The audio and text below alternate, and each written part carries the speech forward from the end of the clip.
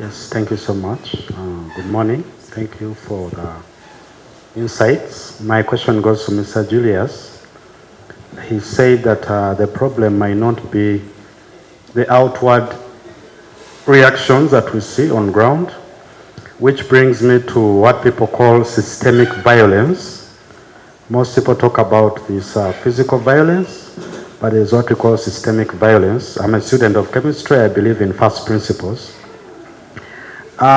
For example, the U.S. Department of State considered the 2021 elections as fundamentally flawed. The European Union rejected to do any observance because of they claim that their recommendations for 2016 elections were not followed. What preventive and corrective actions as the Electoral Commission have you put in place to deal with this systemic violence? With a clear example of Kawempe, the video was saturated of malpractice in a certain home where journalists were beaten who tried to access those premises. What CAPA have you done? Thank you. Thank you very much. May I request that when you get the mic, what's the name? Kindly tell us your name. Right, and then for those who are coming after him, please tell us your name and then your question or comment. Thank you. No, thank you very much. My name is Julius Mucunguzi. I'm a director of Shen FM in Western Uganda, the founder of Family Television, which is here in Kampala, and the chairman and the founder of Rural Broadcasters Association of Uganda, that is RUBA. I was wondering, hey, people are being recognized, but RUBA is not being recognized. Thank you very much.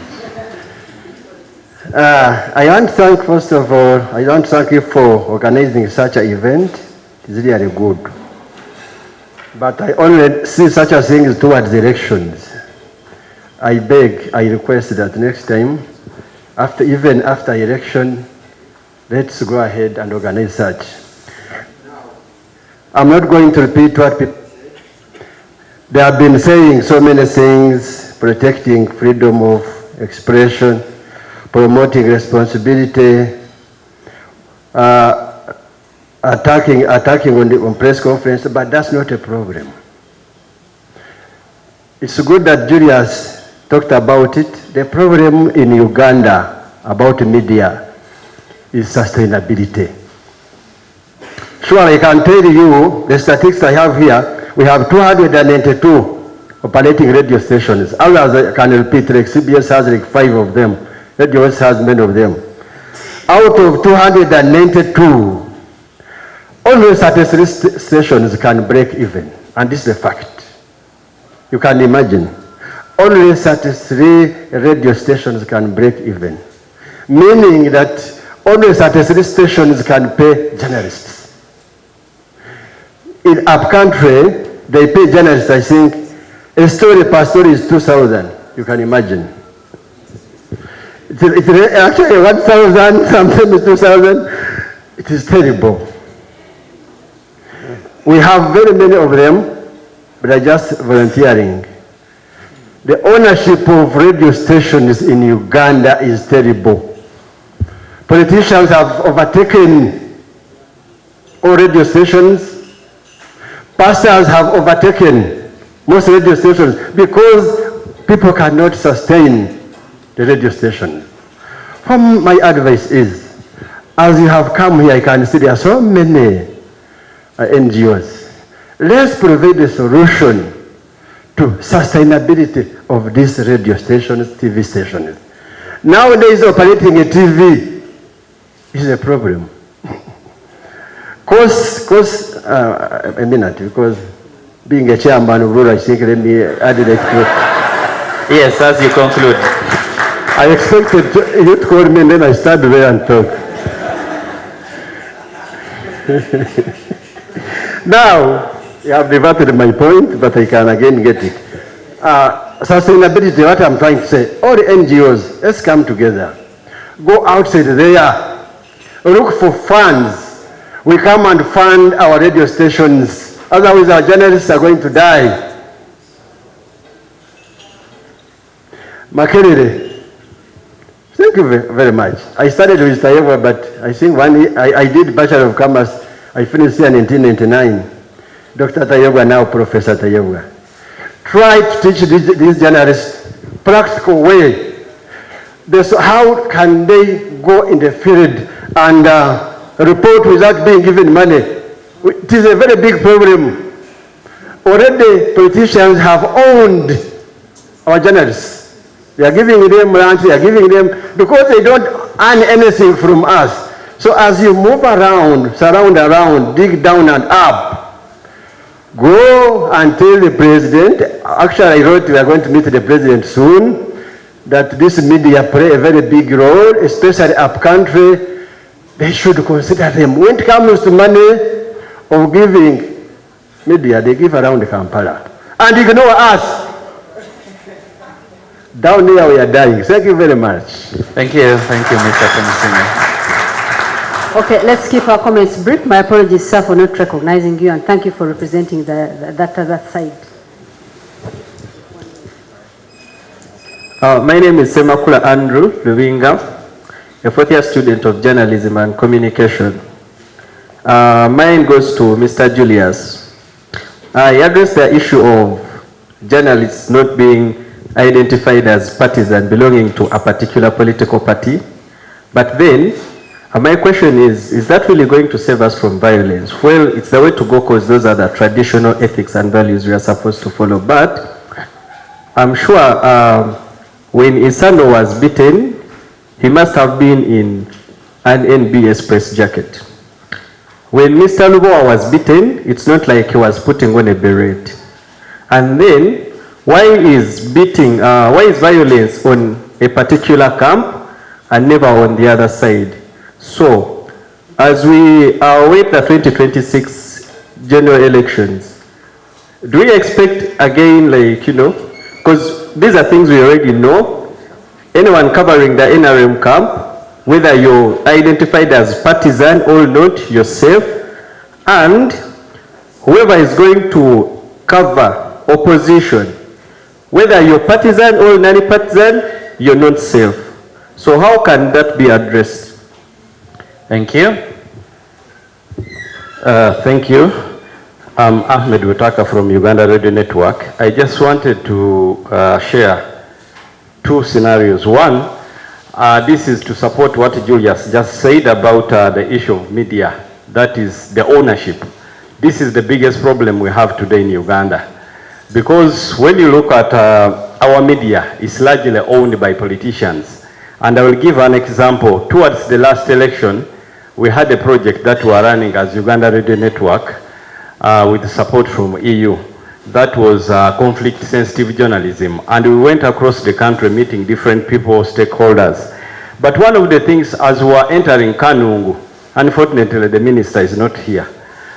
As we were entering Kanungu, I was listening to one of the radio stations, and they had a news bulletin.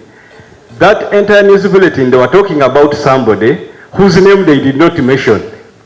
You see, you read the news about somebody, the entire story is about an incident involving somebody, but you don't mention this person. The good thing, we were going to this radio station. When I reached there, I asked the editor, I had this news bulletin. Who exactly were you reading about? It was the station of the minister. The instructions the people have in this station, the news people, that they should never mention his rival on his station. Now, I'll ask them, so, if you cannot mention his name, why do you even read the news about him? This is what is happening in Uganda today. Two, the other problem we noted is that many journalists up country are also politicians. We had a meeting in Kabale where almost half of the journalists we called were competing, were running in NRM primaries. So we were asking them now, if you are running in the NRM primaries, how does the public then perceive you? And this is a problem even today. We have a lot of journalists who are also talk show hosts or people who are reporting news, but they are also actively LC3 chairman or somebody is running. Now, how do you expect this person to report and be independent? And lastly, On the issue of how can we try to help these journalists, during this interaction we had with the media, we brought together all the parties. This is security, the DSO, RDC, and then the candidates, and then the journalists, and they sat on a round table. And people started talking to each other. We think this one helped us. When we went in Kabale, there was a lot of fear that there was going to be chaos. When we went back after this interaction where we brought these people together, we were told by the regional police spokesperson that actually Kabale had the highest number of police constables across Uganda because they had a lot of fear that there was going to be violence. But they never had a single incident. And for them, they think what helped them was this interaction that we had between security, the journalists, and then the candidates. At least they had to speak the same language and understood how to go forward. So I think we need this contribution that as we go into elections, if people have resources, we need more of these interactions where we bring people on the same table, they sit and they talk. I think it can help. Thank you. Thank you, Haji.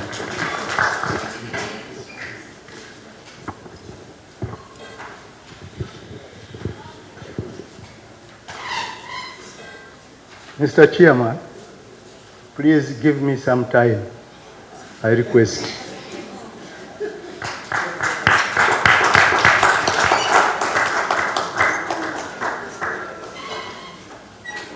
Yes, Mr. Sekeba.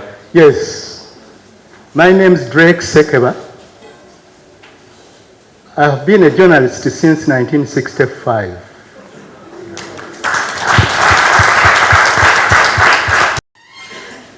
Everything that is going around with you in the media, some of us have experienced. Some of it is the same. Some of it are difficult to explain. But you are not alone. The press has been like that ever since. Now, Mr. Chairman, protocol observed, by the way. Coming to defending truth in the age of polarization and distrust. Who to defend? All the people who are concerned. When to defend?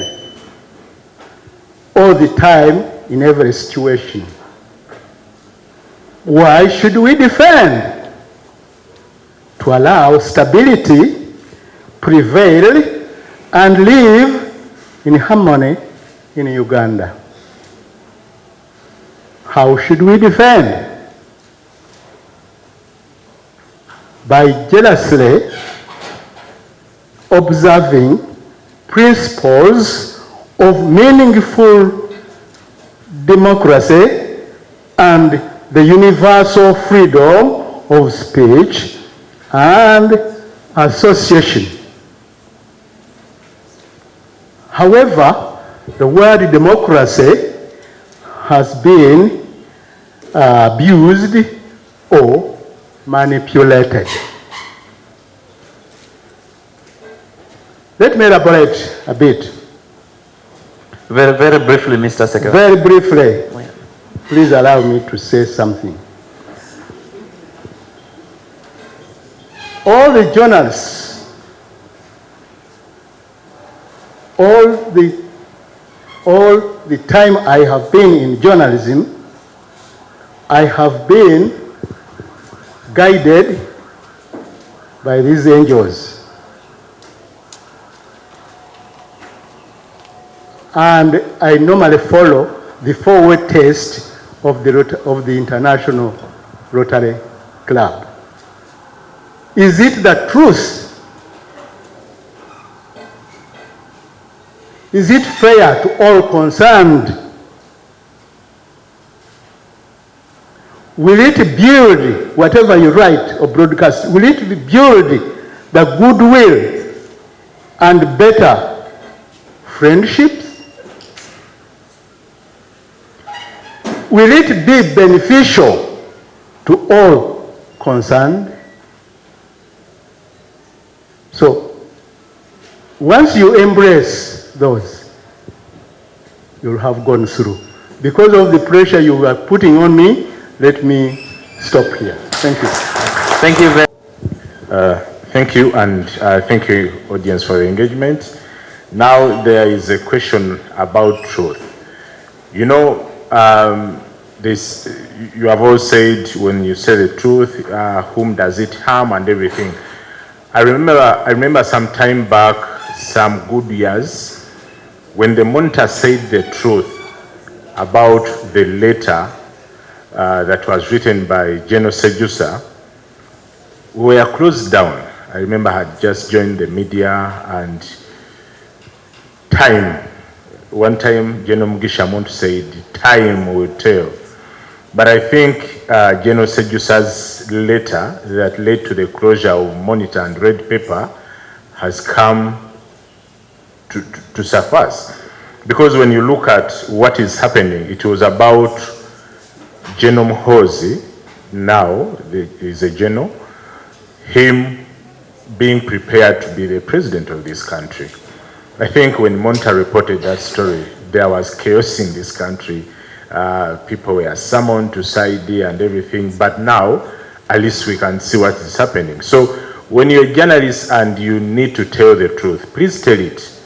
Of course, if someone is losing a life, then that's when you should try to weigh in and try to find a way of telling the truth. But truth should always be told. About the practicing certificate, I think it's something we should think about, because in the trend that we are in, we need people to be recognized. But now the only challenge that we have in this country is doing things because of one reason: politics. When we are heading into the last elections, we received communication that all journalists should register and then get practicing certificates. After the elections, it was no more, because they wanted to control a certain group of people and then to close out some people. That's where the challenge normally comes from.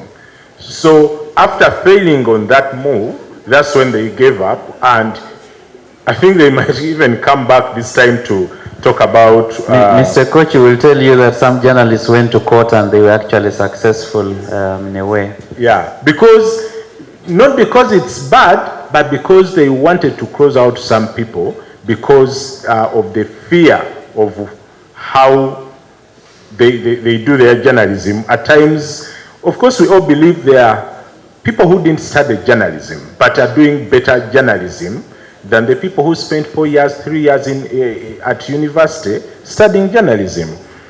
Okay, as you wrap up? Yeah, as I wrap up, it's a pity that we don't have UCC here, because when it comes to the citizen journalists and then the TikTokers and everything, because someone asked a question about TikTokers and influencers, should a journalist be an influencer? Yeah, I think journalists should also be influencers, because when you look at the pay of journalists, and influencing also brings in some money, but how you do your influencing and you don't corrupt your mind is how we will determine your journalism. If you stick to the professional, to the profession of journalism, and then you don't divert from what you're supposed to do, just like a journalist can also do an advert. How best you do the advert tells the kind of journalist who you are.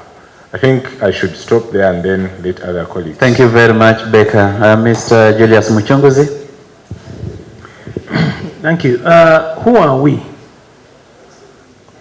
That's a very fundamental question that Charles Ogwell raised. But before we are journalists, we are citizens of this country. And I think it is important that in our practice of journalism, we do not lose sight of our citizenship. And this constitution, these laws, they have defined the duties and rights and responsibilities of citizens. The work we do as journalists is rooted in our citizenship, and we are playing, each one of us is playing a particular role in building the country that we want. And I believe that it is within the context of our citizenship that the purpose of journalism should be rooted. I think one of the things that we need to reflect on as practitioners, as academics, is on the purpose of journalism. Why do we do what we do, and at what end? There is no answer there. I'm just throwing it to ourselves to reflect on. But we have a duty as citizens of this country, and we must play our roles as citizens, then as journalists. Two, from the electoral process point of view, we cannot envisage a free, fair, credible, transparent electoral process without a free, independent, and responsible media and journalism. Because it would mean that we are doing whatever we are doing in the dark. And the elections, by their very nature, require that people know, that people make choices. And you can only choose when you know. And journalism and journalists play that role of ensuring that they hold those that wish to lead us to account on their policies, on their manifestos, on their agendas. An election, to be credible, must be competitive. And competition requires that people know what the various options are. And it also must be participatory in nature, that citizens must participate, and they can only participate if they know. They also must be rules-based. People must know what the rules are. So from the point of view of the institution that I represent and I work for, we believe that journalists should be free to play their role responsibly and according to the laws of the land. No one is above the law, even journalists, and all of us must do that.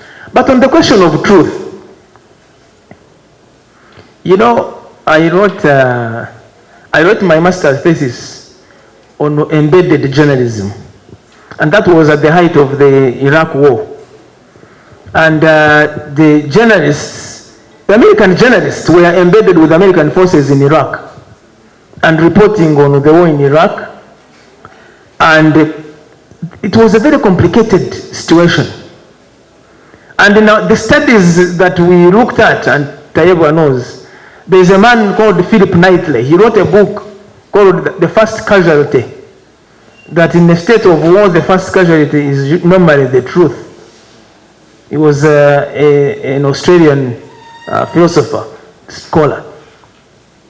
So the things, just like Drake has said, what we are seeing today is not new. It's only manifesting itself in different forms. But power, and when we talk about power, we're not talking just about political power. There is a tendency to think that the greatest threat to press freedom in this country or anywhere is actually politics. But there's so much within our society that actually is restricting freedom of the press and freedom of expression. And all those forces must be interrogated, whether it is business, whether it is ownership, whether it is politics. Obviously, politics is easy to point out and to dramatize.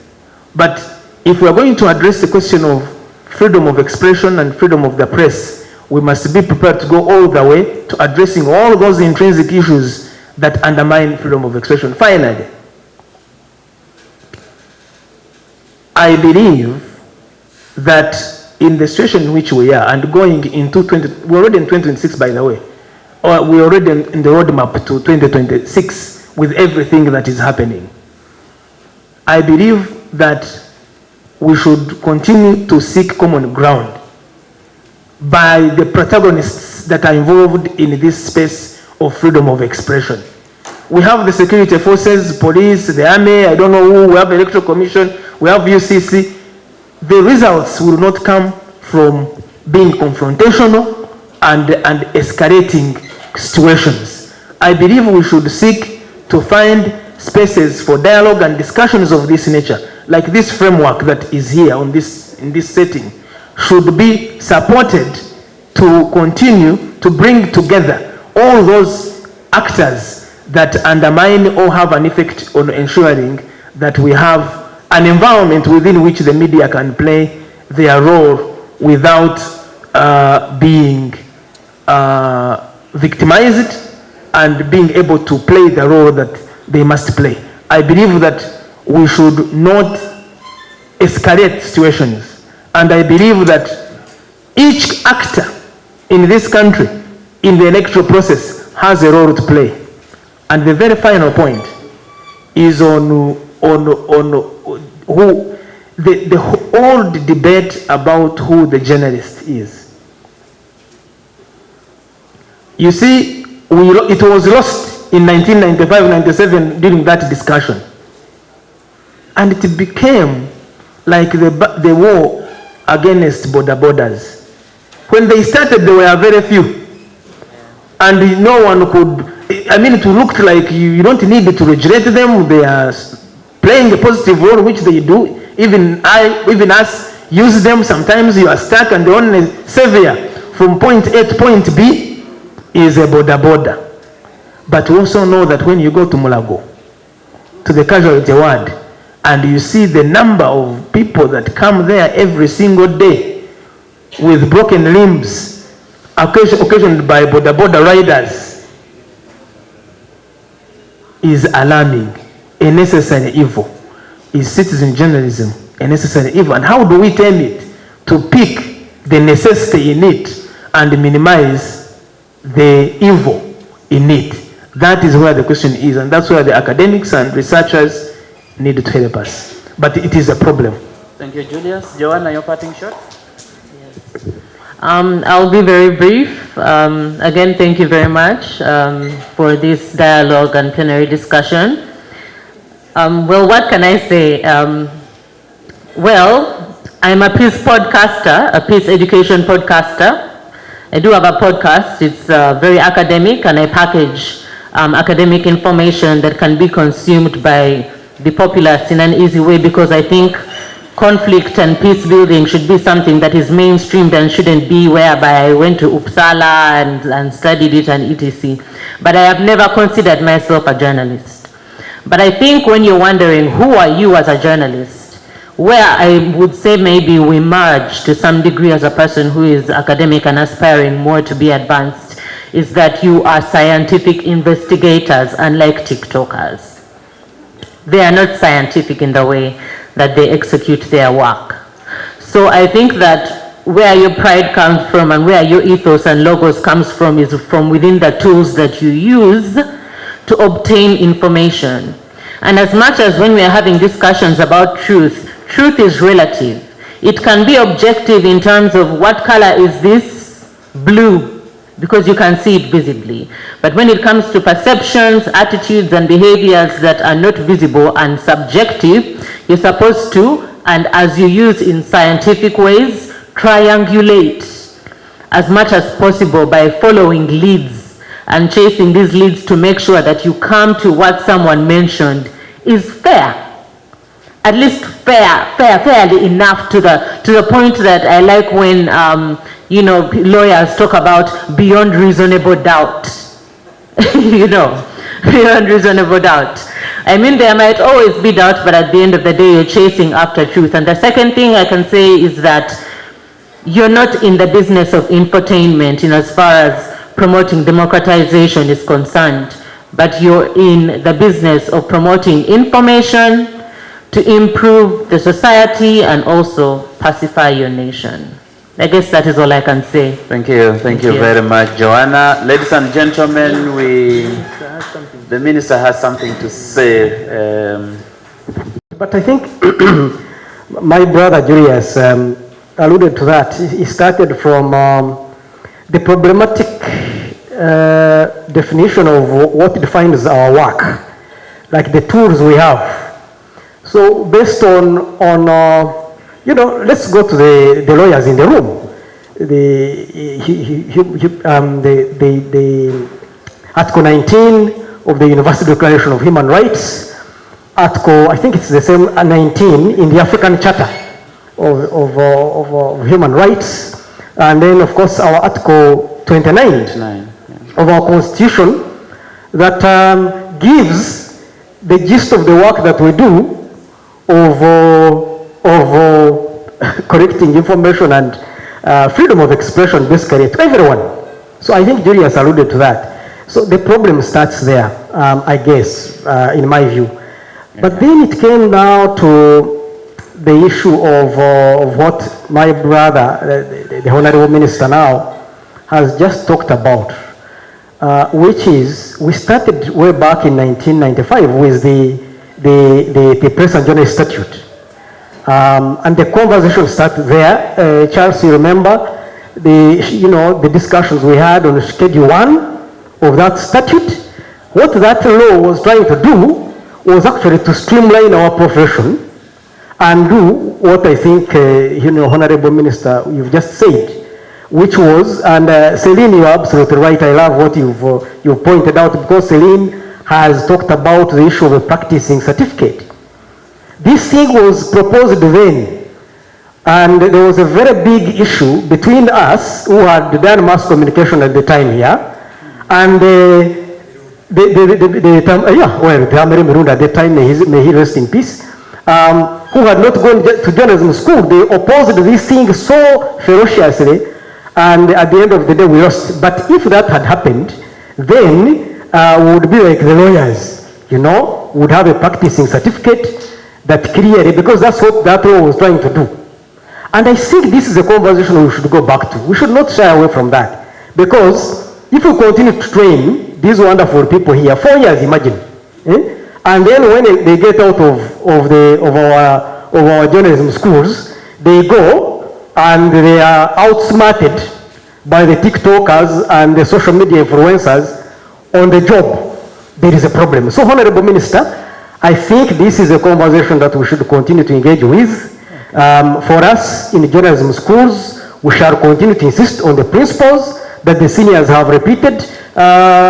Ndugu Zadok, I'm so happy to see you, sir, and Senior Sekeva. They have, the two seniors in the room, the seniors in the room, have insisted on the fact that journalism is based on those principles. We know them, those cardinal principles. Tell the truth, be fair, and of course minimize harm, as Zadok has said. So we are going to continue to insist on those principles and say that you in newsrooms, when a TikToker, the citizen journalist, because we are not going to run away from those people anytime soon, when they bring that story, it is your responsibility, you as a trained journalist, to make sure that you first check, and my brother Tumini here is here playing a very important, and you first check based on those principles that we taught you in journalism school. And that should be the responsibility of all the editors in all the newsrooms, so that we can uphold the profession. Merci, Professor. Thank you, Doctor.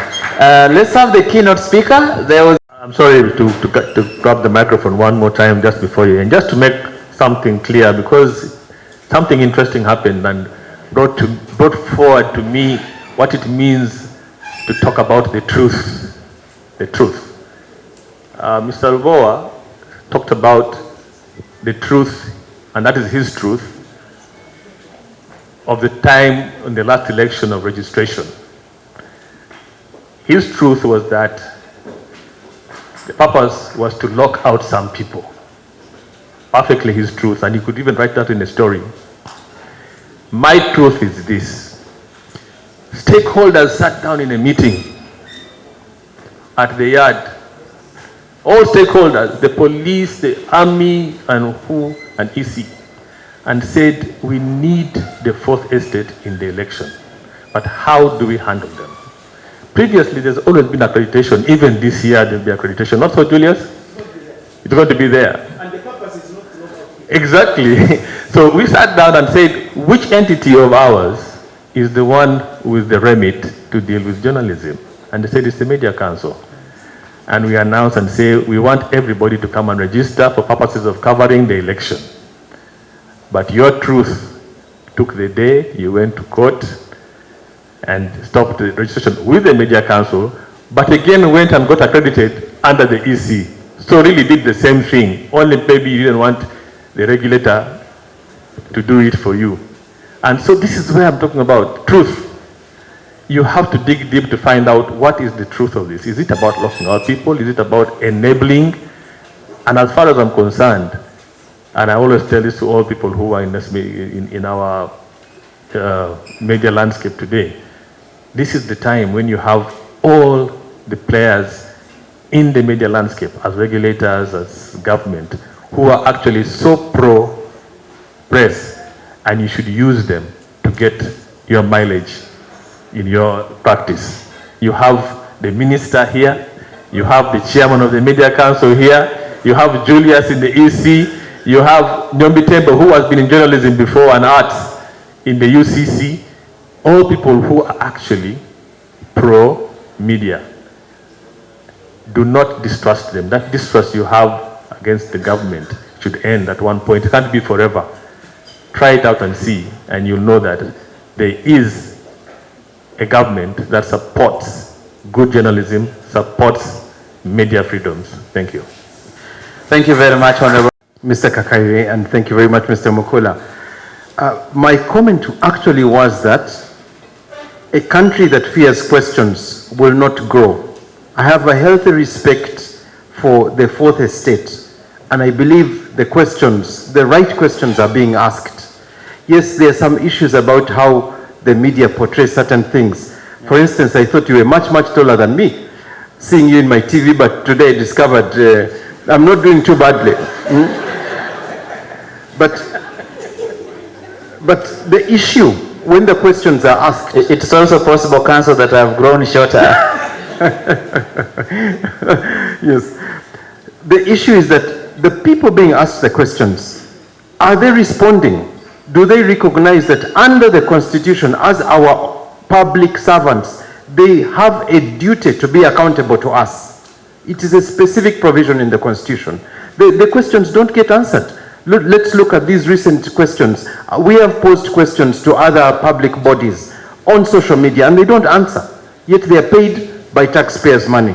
So I think that is really where the problem is. The fourth estate, I believe, is doing very, very well. Let me be Ugandan now that I have power.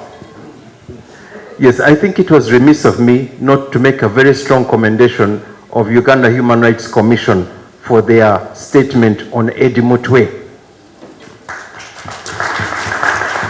I believe that that strong statement, timely, with such force, tipped the scale and got him out of the illegal detention that he was in. And we welcome the use of this, I'm going to call it newfound power by the Human Rights Commission, because I had never seen it exercised before. We welcome it to the arsenal for fighting for citizen rights. Thank you, thank you. Thank you very much, Council.